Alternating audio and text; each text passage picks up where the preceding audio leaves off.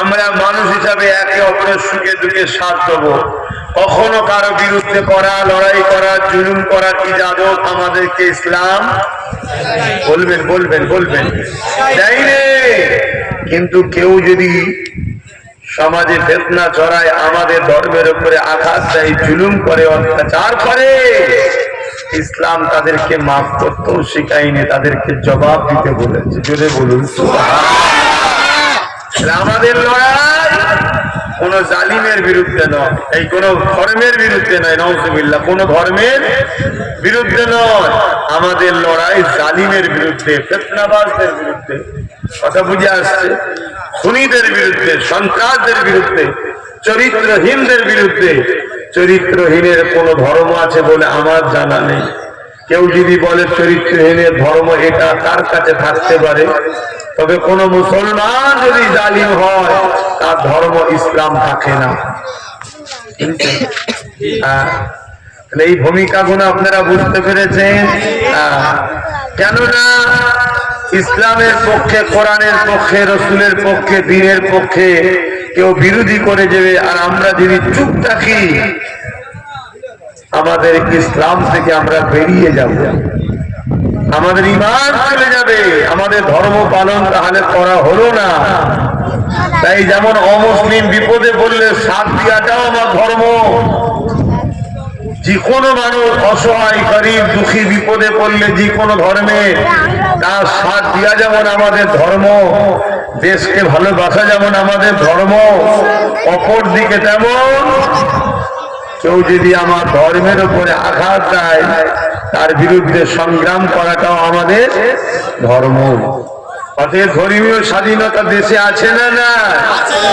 কিন্তু সেই স্বাধীনতাকে আজ কেউ কেউ হরণ করছে।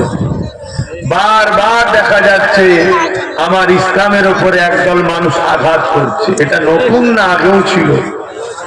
ধরে বলুন, আগেও ছিল।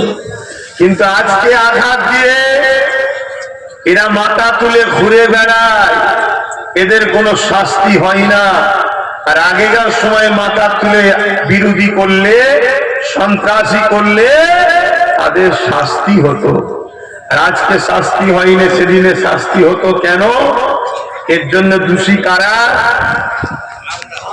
বলুন, আইন ব্যবস্থা না আমরা? আমরা দোষী, এর জন্য আমরা দোষী। আবার এসে দাঁড়িয়ে গেলে এই কমিটি তোরা কি করছে? এই বারবার এই করছে।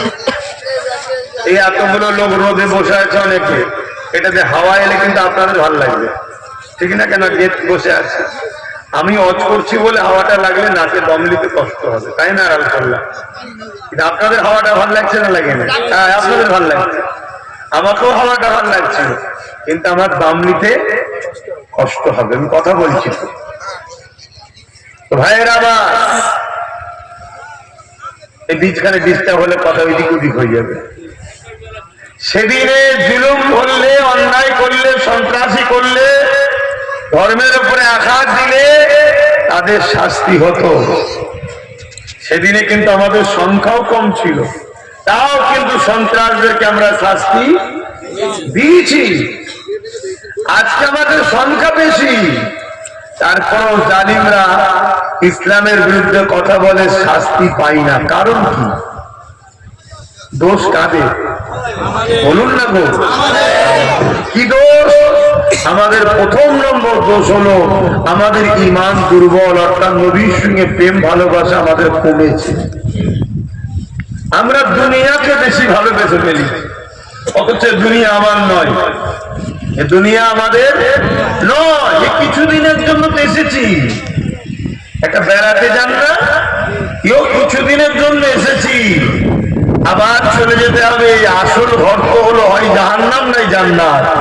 যারা দুনিয়াকে ভালোবেসে ফেলবে তাদের জন্য আসল ঘর হবে জাহান্নাম, আর যারা দুনিয়ায় থেকে নিজের আসল ঘর জান্নাত ও জান্নাতের মালিককে, আর জান্নাত যাবে যার উসিলায়, তাকে যদি সব সময় স্মরণ রাখে আল্লাহ রাসূল, তারাই তো যাবে জান্নাতে। জোরে বলুন। তো সেই জায়গায় আমরা ইতিহাসে দেখেছি সাহাবা হুজুরদের মহব্বত কেমন ছিল, আর আজকে আমরা কি দেখছি।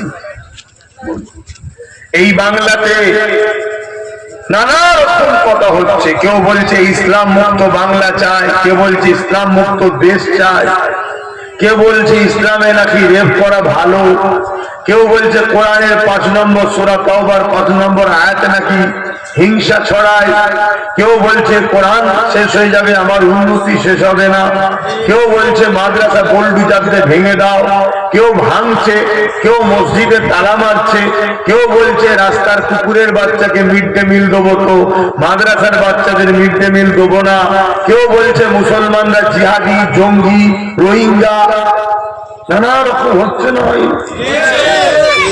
কেউ বলছে অমুক আমাদের আল্লাহ হয়, বলছে না বলেন? এই জালিমদের কোনো বিচার হচ্ছে কেন হয়? এর জন্য দোষী কারা?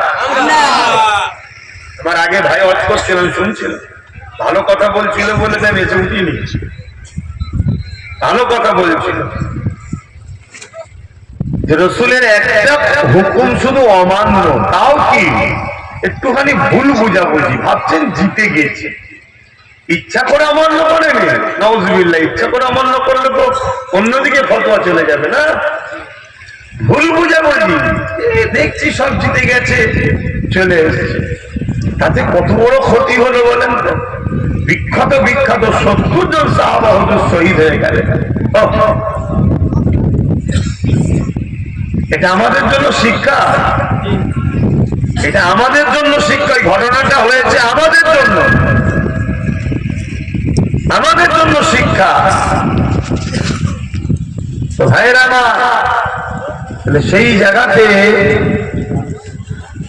আজ আমরা এত অন্যায় অত্যাচার হচ্ছে আমার ধর্মের উপরে, আমরা কিন্তু কখনো কারো ধর্মের বিষয়ে আঘাত, কিন্তু বারবার আমাদের দেওয়া হচ্ছে, আর আমরা দিই না, তারপরও আমাদেরকে নানা রকম ভাবে আঘাত করা হয়, ফিতনাবাদ বলা হয়, জালিম বলা হয়, আর কি না কি বলে।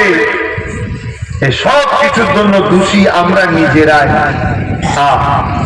আমার নবী পাক সাল্লাল্লাহু আলাইহি ওয়াসাল্লামকে সাহাবা হুজুররা কিভাবে ভালোবেসেছিলেন মনে রাখবেন।